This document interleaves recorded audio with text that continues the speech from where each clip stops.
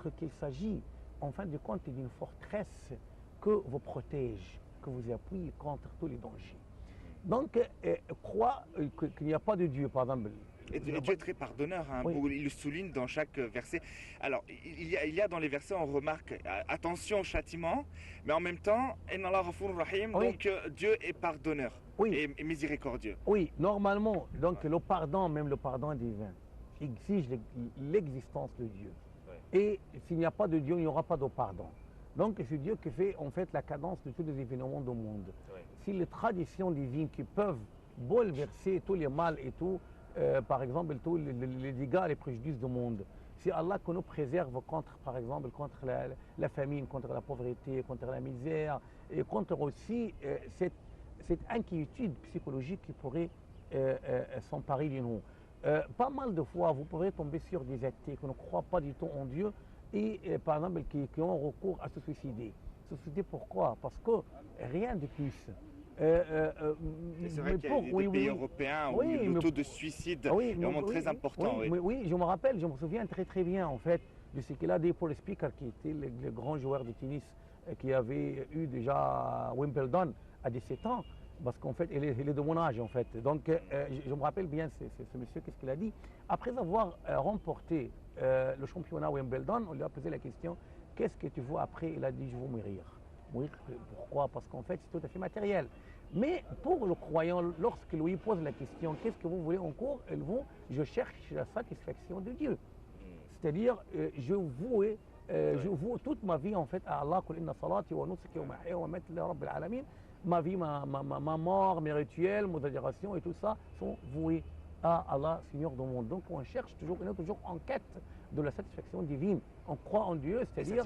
Oui, donc c'est respecter l'autre, c'est pas seulement de prier à longueur de journée, c'est aussi c'est respecter l'autre, c'est toute une, bien sûr, toute une attitude. Le prophète, qu'est-ce qu'il a dit, le prophète? Le prophète, il a dit, pour chacun des membres de l'homme, il faut une charité.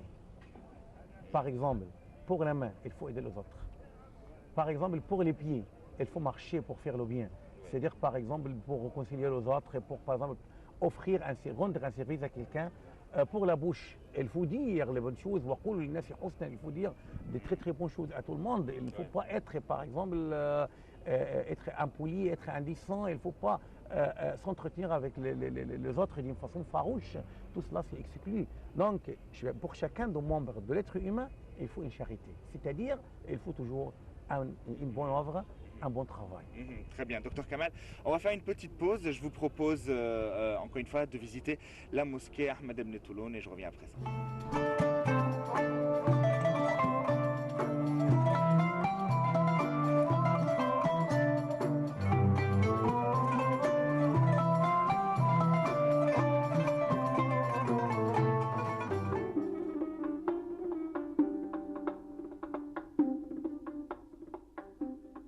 La mosquée Ibn Touloun au Caire est la plus ancienne mosquée de cette ville qui soit dans son état originel et d'ailleurs le plus ancien monument islamique du pays.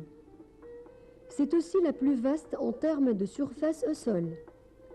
Elle se trouve non loin de la citadelle de Salah ad-Din et de la mosquée du sultan Hassan. Elle a un minaret en forme de spirale qui rappelle celui de la grande mosquée de Samarra en Irak.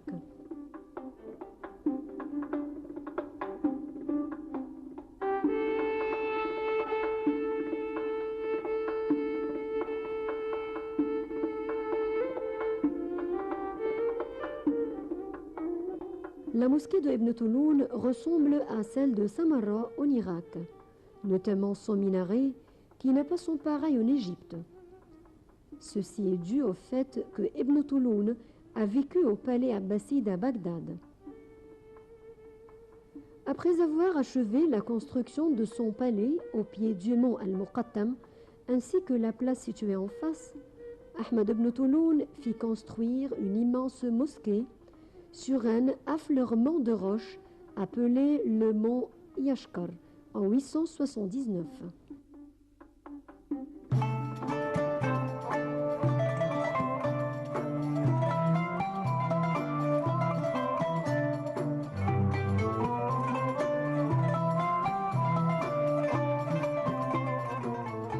cette édition de la culture religieuse avec vous, Ahmed Hosni, et notre invité est Dr Kamal Gadallah, professeur à l'université d'El Azhar. Nous parlons de la place de l'homme, sa mission et comment il a été privilégié, comment l'homme a été privilégié par Dieu parmi les différentes créations de Dieu, aussi grandes soient-elles, comme l'univers par exemple.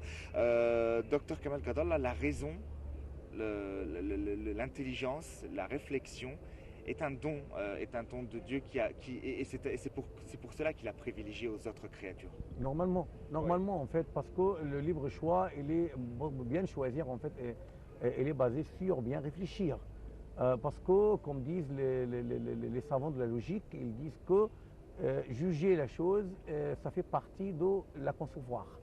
Si vous n'êtes pas capable, par exemple, de bien réfléchir sur n'importe quelle chose, vous n'aurez pas la capacité de choisir ou bien de décider.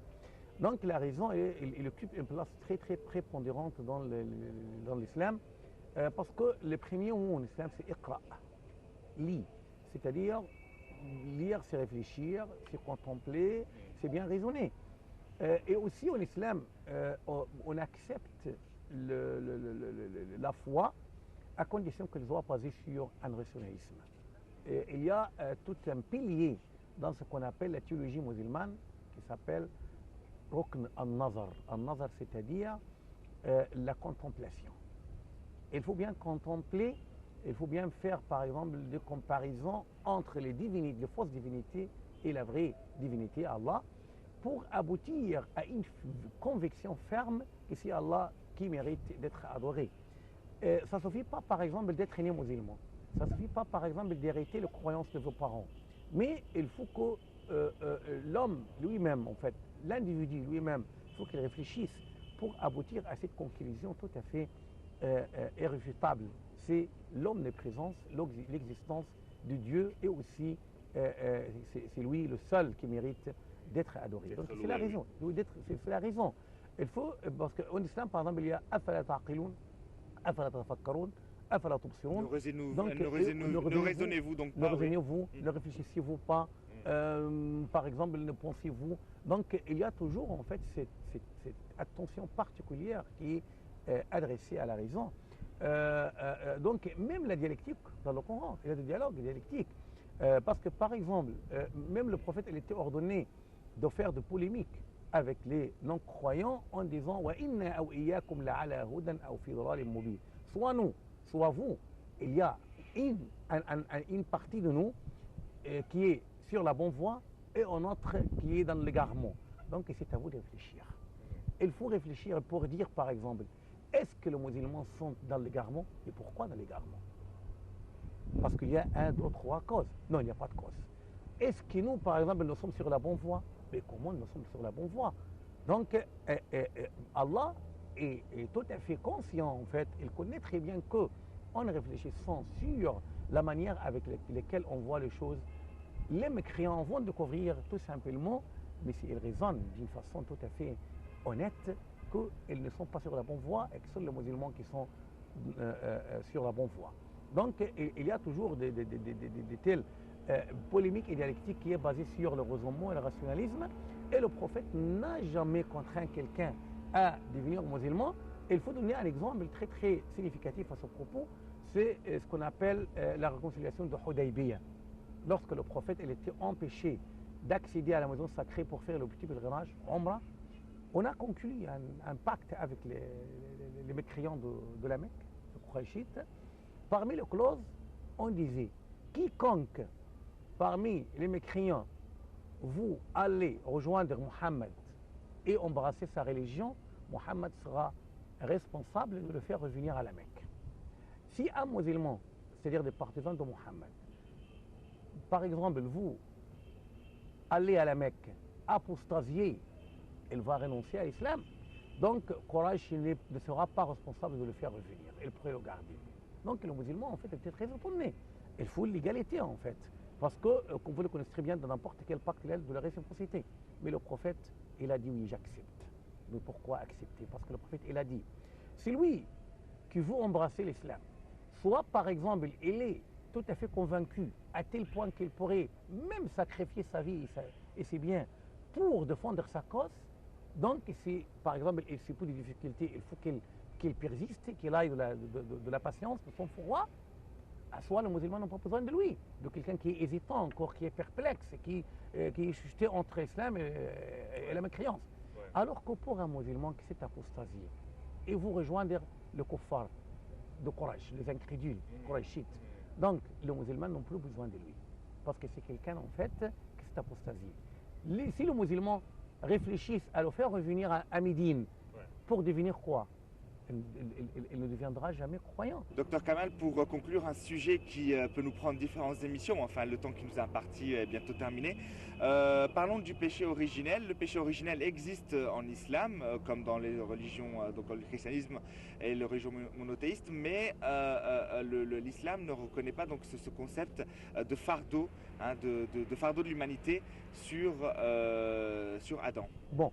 En fait, la conception islamique du péché original, elle est tout à fait simple, simple à percevoir et à comprendre. Tout simplement, il a dit qu'Adam était ordonné de ne pas manger de l'arbre, d'un arbre bien déterminé qu'Allah lui a signalé au paradis, alors que par oubli, Adam s'est procédé à manger de cet arbre-là. Il a dit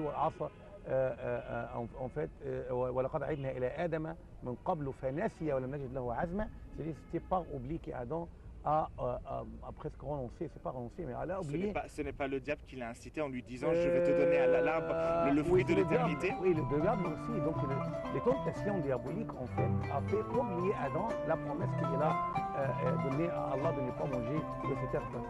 Donc c'était une tentation diabolique qui a favorisé la désobéissance. C'est une obéissance tout à fait éphémère parce qu'Adam n'a pas tardé à faire un repentir, oui, à se repentir. Mais le fait, par exemple, que le christianisme et le judaïsme fassent porter la responsabilité à Ève, à Ève premièrement, oui. Et puis à l'humanité, c'est pas correct. Parce que le Coran dit Wa'asa Adam, c'est-à-dire c'est Adam en fait qui a procédé à l'obéissance premièrement, c'est sa femme qui l'a suivi, d'accord, donc c'est tout à fait différent. Deuxièmement, il ne s'agit pas d'un péché originel. Donc c'est pas la faute de la femme, hein, comme les clichés qu'on peut. Non, c'est pas la faute de la femme, c'est une faute commune. C'est Adam qui a péché. Oui, c'est donc Adam qui a péché. Deuxièmement, en fait, si par exemple votre grand-père, votre aïeul, je ne sais pas, très lointain, a commis quelques erreurs, ce n'est pas en fait vous qui pourrez payer le prix. Oui, de payer le prix. Donc, parce qu'en islam, c'est-à-dire personne ne pourrait jamais être responsable de la faute d'un autre. Donc, chacun doit porter sa part de responsabilité. Et en fait, c'est quelque chose, le péché, c'est quelque chose d'individuel, de personnel. Je ne pourrai jamais payer le prix de votre erreur, ni vous de même. Donc, c'est ça le péché originel de l'islam. C'est un péché qui a été commis par Adam et Ève par conséquent,